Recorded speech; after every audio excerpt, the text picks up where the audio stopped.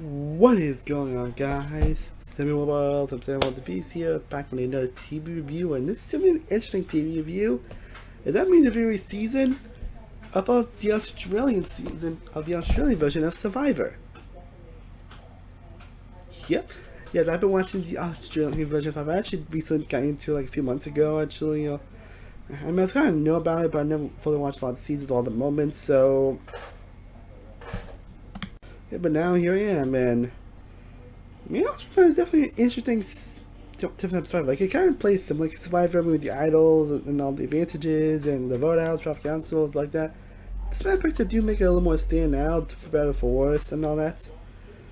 And I'm truly thinking, why did you do episode reviews of the Australian Survivor, honestly? I mean, because there's so many episodes, and even I would do like episodes where I talk about these episodes, I figured, I mean, I often have to do as it is, so I figured I'd let something slide, so in case you're wondering why I haven't done any episode reviews on Australian Survivor, that's why.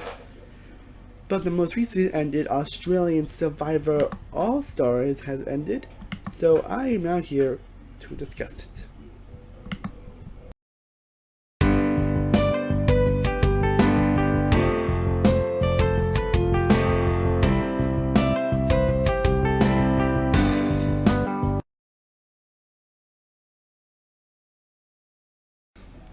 Yes, this is the 7th season of the show. Well, technically the 5th, because there actually are 2 ones at least like around 2001, 2002 that I was also aware of when I got, it was around the time I was scared I got into Survivor.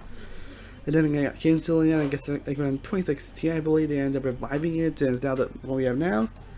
And the difference that every season has 24 contestants. Yeah, 24 contestants.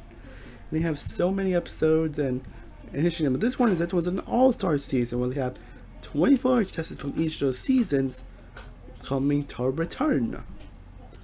So who may return to rest for those who actually have watched? Well, yeah, from the first Australian Survivor season, the official one at least. Again, there were one is like 2001, and there was a regular season, one's like a celebrity season where there's an instance where the first person voter actually voted for themselves. Because every time they actually started to do that. But anyway, on the first one, 2016 one, there was Phoebe Timmons, who someone that pretty much found 2 idols and ended up seeing themselves twice. So unfortunately, they get very lucky and they came voted out before the merge. Got Nick, who was a very likable and great, was a huge fan favorite, who finished, I believe, 11th. And then we have Brooke, another big fan favorite, who has one of the biggest blindsides ever on the show, not just in Australian type, but on the show's history, honestly, to be honest. And that's probably the person that people want the most to come back. Then we have Flick, who finished 4th. Also, Brooke finished 7th, by the way. Brooke finished 4th and also responsible for that blindside. And then got the first runner-up Lee, who finished 2nd and only received 1 vote at his job council. And was also a very likable person. Yeah, for the second season after that, we have Mark, aka Tarzan, who was the 4th person voted out.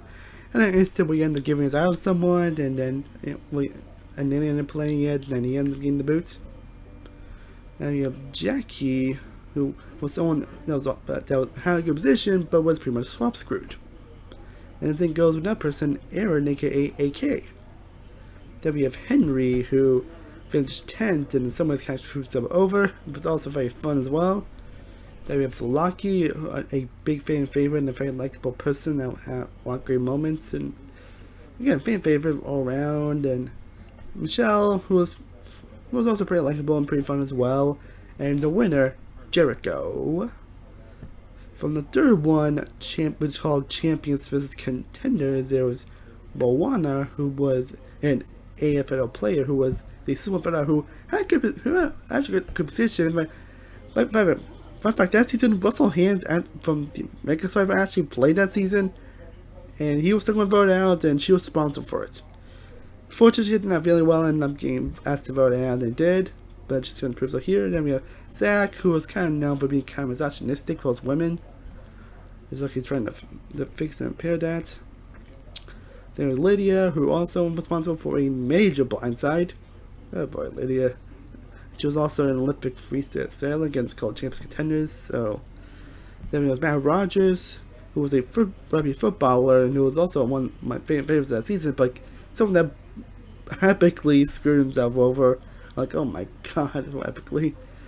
And then we have not fan favorite Johnny.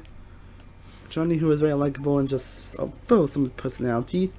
The winner of that season, Sean, and who was a criminal best, I believe, and the winner that season, Shane Gold, who was an Olympic swimmer. But the season only have 2 winners, by the way. And for the previous season, Champions Contenders 2, yes, I did 2 of these in a row. There was David Genner, who was the 10th one voted out. And he was definitely pretty great, but again, kind of too overpowered and all that. Then we have John, who was probably the most forgettable person on this cast, honestly, to be honest. Like, I don't think he had any confessionals till he was voted out, which was 9th place, so, yeesh. Like, I'm sure he has, but, again, it was not forgettable. Then you have Daisy, who was great as a person, but not great as a player overall. Abby, who was also a great player and a straight fun player and all that. And then you got Harry, who I fucking love Harry so much. But like, he was amazing and was an incredibly dominant player. And he finished third, and he ended up finishing third. So that's pretty much the cast. And I was actually pretty excited for the cast and for what's going to happen this season. And here's what I will say about All Stars. I'll say this. I enjoyed the season overall. I like it overall. But following the new Australian season 5 so far, this is about my least favorite. Like, I don't know how I would rank the other seasons. It was my least favorite, to be honest. I mean, at least at the moment, at least. But it really hasn't. But this season, like, it's still a good season overall. It's just not as amazing as I was hoping it would be. Like, man, and I think the biggest problem with these nonsense is how it's edited overall. As I'm saying, sometimes the editing can make and break a season, and it kind of does both in this case. For the moments that were great and fantastic, this season definitely is a shy of fantastic and memorable moments. Like, there were truly so many great, amazing, and memorable moments throughout the season. Like, I mean, no doubt about it, there were no shortage of memorable moments. But there were some episodes and moments that was just kind of like whatever, and some players ended up not getting as well edited or well as I was hoping it would be.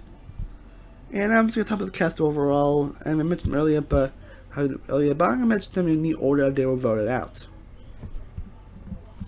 And I hope this wasn't too long. I'm sorry for rambling again. It's my first time viewing Australian season, so but yeah, let's discuss the cast. Again, 24 players, and like, I don't know, I really don't remember last time in Australian season I had cast be so up and down for me. And maybe that's the maybe moments I liked them, maybe moments I disliked them. There's some that kind of duds, there's some that just whatever, and some that are fantastic. And also, and let's get to them. Like, the first one voted on that is Shane Gold, who was the previous winner from the first Champions Contenders season. I mean, it's pretty obvious that the winners are going to be targets, and usually the winners being the first one voted out since most of these seasons end. In a way, that's kind of the case here, and that's because I actually really like Shane, honestly, and she definitely proved herself a lot this season, but she did what she had to do, honestly. And same with the second one voted on, that's Jericho, the other winner this season, and only 2 winners here. And Jericho was actually in a good position, but again, with stats winner, they end up, kind of the curve. And now we have Daisy, who I mentioned before. Great as a person, not so good at gameplay, and she got plays out here. And now we have Michelle, who finished 4th in her season. That was the second official Australian Survivor season. And she was fine here. Like, she didn't really do much, honestly, now that I think about it. And that's pretty fortunate because I really liked her. But it is what it is, I guess. And an episode of season, Henry, who it's the definition of that you should never get way too overconfident and way too just over your head. And also never play too hard. Like, make your target early and not slam the Henry. But how he played too hard was honestly pretty hilarious and fun to watch. So, especially the stuff he went through with Matt Rogers, like, oh my god. But I'll say he's definitely one of my questions plays people for 10, honestly, to be honest. Then we have Abby, who was definitely in a good position, but definitely wasn't as great as honestly she wasn't the first time, honestly. And she didn't really do that much, to be honest, but she was still fun throughout. And I'll go say Lydia, who didn't really do much this season other than the first episode, where she wanted to get rid on Shane for the blind side. But after that, she didn't really do much, I think about it.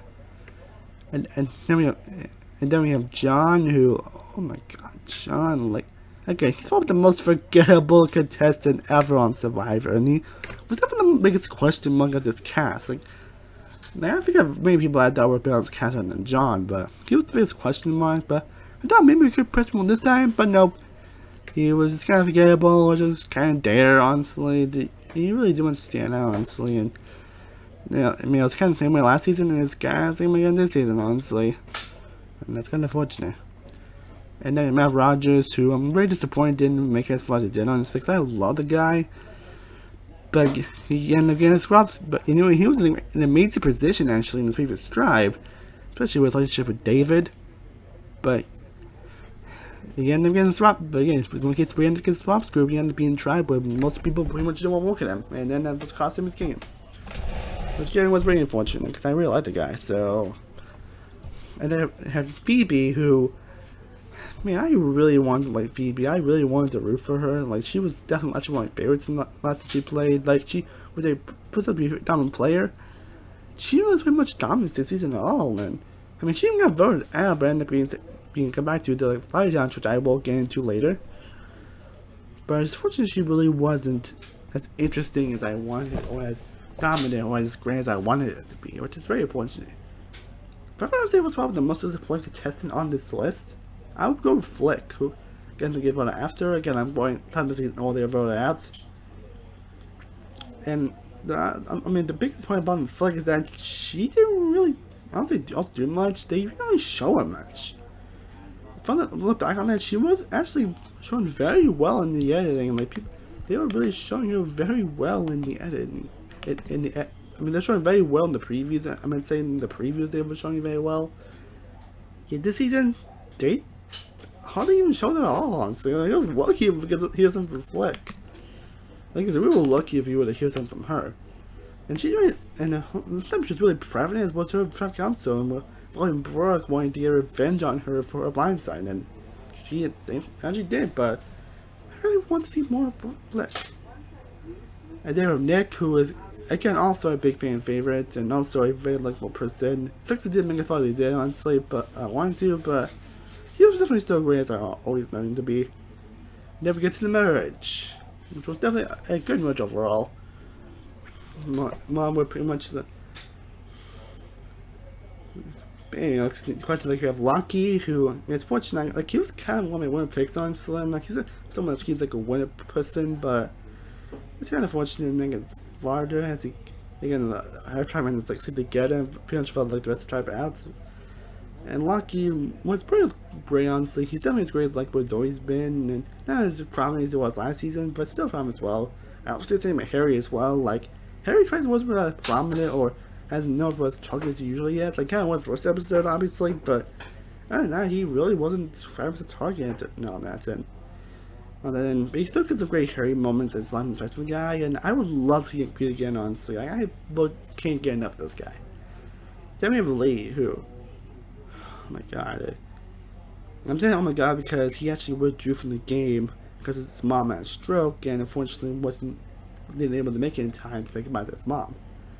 And when we found that, I literally cried. That's easily the best moment in the entire season. Like, oh my god, that moment's so hard hitting and emotional, you wouldn't believe it.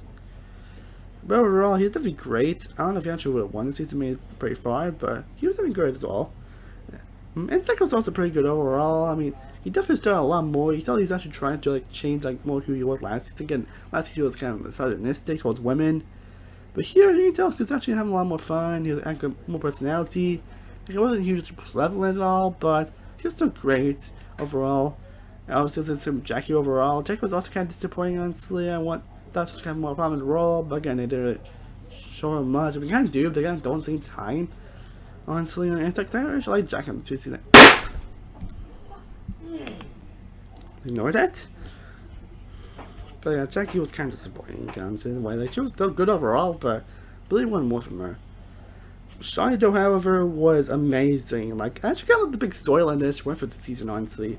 Like, kind of be played that she was only going to win the season, so it's unfortunate that she ended up finishing 7th overall. That's what it is, but hey, I love Shy. I think she's actually great. She was definitely a lot more amazing. She definitely is one of my favorite contestants in Australian Survivor. But for the, honestly, when I eventually do an Australian Survivor best, like when I eventually do an overall top 10 best Australian Survivor test, instead it's been trying to be on that list. I might say same with AK as well, who again definitely way far he did last season. Again, he was kind of a pretty much booting and kind of got swamp screwed. And he was as great and awesome and probably as I thought he would be. He was strong, fun. He was just a great presence all around. But unfortunately, I thought I mean probably about anyway. But we'll get to that. Now we get to Tarzan, who I think it's not the question for choice because he was the 4th one voted out of his season. But he was good overall. I mean, again, he didn't really do much overall in terms of gameplay. He was just like the nice, fun, likable guy, and he was stuff like that. But again, didn't really show much oomph overall, if that makes any sense. Still good overall. He's still a likable guy. And now we get to Brooke, who I'm sure was probably everyone's winner pick for the season. I'm sure everybody that's watched Australian Survivor thought that Brooke was going to be the winner, or they wanted her to win. I mean, she wasn't my winner pick. She was definitely my top 3, though. I mean, definitely not too many people thought she was winning, and she was a fan favorite for a reason. And she was good again overall this season. Again, she didn't pretty much like live my expectations. She made it far as I expected her to be. Not winning, obviously, but she made it far than I expected. She was a strong physical threat on a lot of challenges this season. She definitely really proved herself as one of the best. But again, she had to be on my best fighter because was this year. Now we get to final 3, and we have Moana, who was someone that was doing great in the season, but kind of sick and ended up getting to vote out. And she obviously would be placing 3rd. She made it way far to the last season, and again, she was every great as I expected to be, and definitely exceeded my expectations. I was worried she wasn't really going to be as great or made as far as I hoped it to be. But thankfully, she did make it as far and did make it greater than I thought she would be, and I'm definitely happy about that. She was a fun presence. I didn't really do much in the game, push in the game, but I think it was the pre-swap once the swap happened, she was in big control, and she was a big presence throughout. And man, I pretty much loved it throughout. Now we get to final 2. But we have Sean, who finished 2nd again. Honestly, as much as I love Shane and I'm also playing about her winning, I think Sean honestly should have won that season, honestly. Honestly, she was about Ryan or give a better jury performance. She easily would have won that season. She would have a great presence and a very dominant and incredible play that season. And more, she's kind of the same here. She's not as good, honestly. And it's not even why she only got 1 vote from freaking Moana. So, yeah, her gameplay was kind of all over the place, honestly, and her airtime was also pretty all over the place at times as well. I mean, I still play Sean overall. Sean is great. I fucking love Sean.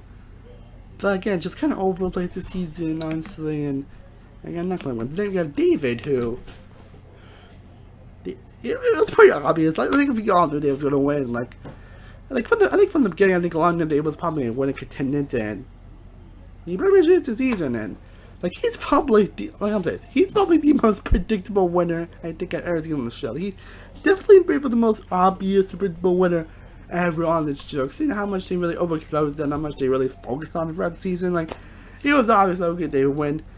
But again, I don't mind when it's predictable as long as the winner deserves it.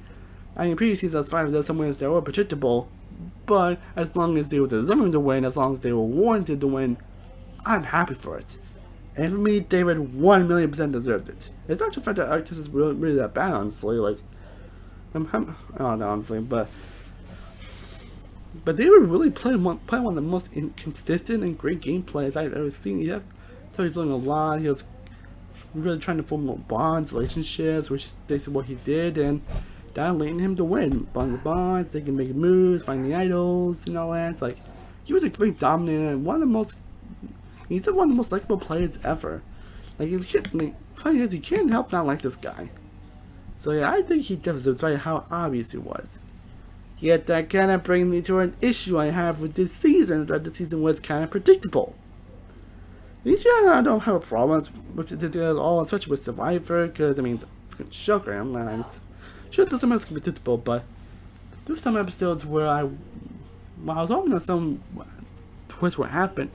Some random thing would happen and all that, or some, I don't know if it's going to flip, or someone else is going to vote out, but ended up being just unexpected. So And it's just when it happens often, that's what the problem usually lies for me. That's what the problem happens for me. I mean, and it kind of got boring, and one was pretty obvious. Like, even from the beginning of the episode, I knew we were going to vote out, and even Jeff Combs was like, yeah, this person's going to vote anyway, and yeah, that person's going to vote out. And it's very unfortunate. I mean, not that there isn't like any unpredictable all season, especially with the third episode where these got voted out. That was still a great Trump Council and a great episode. No, definitely some unpredictable votes after that, honestly. I'm not like on that, especially with also the Zach booed in a way. But it's mostly predictable throughout. Again, they was the one I had no problem with. But again, they kind of focused on it way too much, where like it's obvious who's going to win. Yeah, like, I found it to be a positive and kind of a negative, honestly, so it's kind of up in the air, honestly, on that. But it kind of was having fun overall. The cast was definitely good overall. The challenges were definitely great. You get some very funny moments, some good memorable moments, some ones that are kind of weird, but and then you get a lot of the exile stuff, a lot of twists they kind of pull off here. It's some ways they are kind of known for. Like in the 6th episode of the season, where they had this extra twist where Shani and Zack end up getting the most votes against an exile, yet they kind of just return. Yet, what was kind of the point of that? No, seriously, no, I'm serious. What was kind of the point of that? And then we had the final challenge thing where Lydia and Phoebe end up participating, as was the double trick council episode. The winner would stay and lose, the winner would come back and lose, would stay, go out, and then Phoebe winning and Lydia ended up getting voted out. And then Harry ended up getting this, advantage in which he can like stop a vote top council, which he was going to do when Flick got voted out, but they told not to. But AK trusted not to, which he did. He did, and then there's this weird also exile twist in like the merge as well. After we got with the game, in which with next trap councils, 3 people will get voted out each trap council. Well, the first one, it was AK, Brooke, and Moana, and then it was Shaki, Shawnee, and Zach. And then they'll be on exile where they compete on a lot of different challenges to get back in. And this is where Brooke, Moana, and Jackie won. And then we just get a regular vote out where they'll vote AK, Shawnee, and Zach. Like it's nothing unique, I'll give it that. It is nothing unique, but it was just weird. It's just very questionable why they would do that, honestly. Like it's sometimes I still don't know how I fully feel about, but yeah, that's what's wrong there. That's very odd, honestly, but that's when Sam getting voted out. And then there's this trial by fire, in which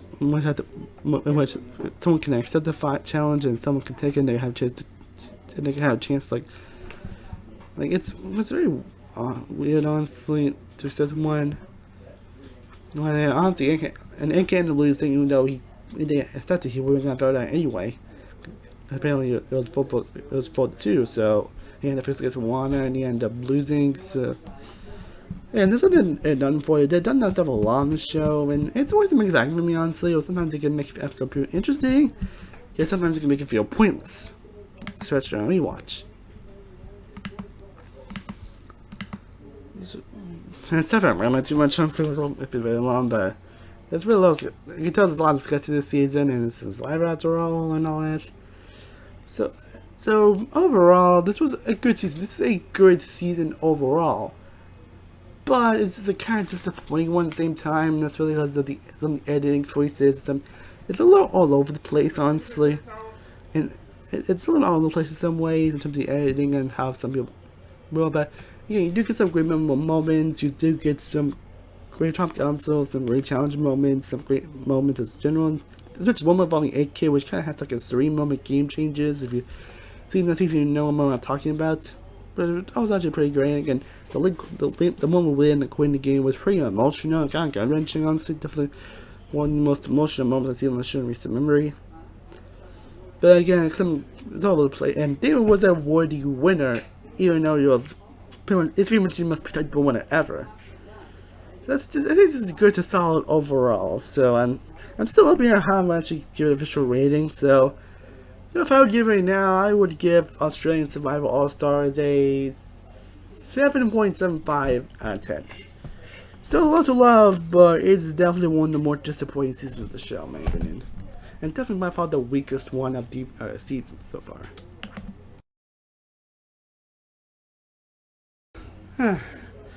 Well guys, I hope you enjoy me discussing the season of All-Stars.